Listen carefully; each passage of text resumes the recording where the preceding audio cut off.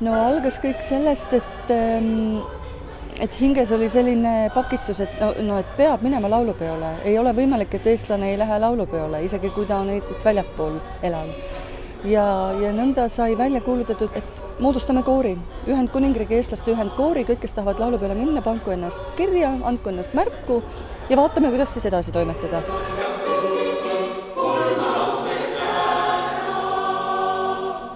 Now until the end, no breaking, nothing, one last time and then it's done. Ja nõnda juhtuski, et esimese suure hooga oli 70 inimest ennast kirja pannud, aga muidugi elud ja need, kus need proovipesad reaalselt toimuma said, et see pani suures määras paika selle viimase arvu.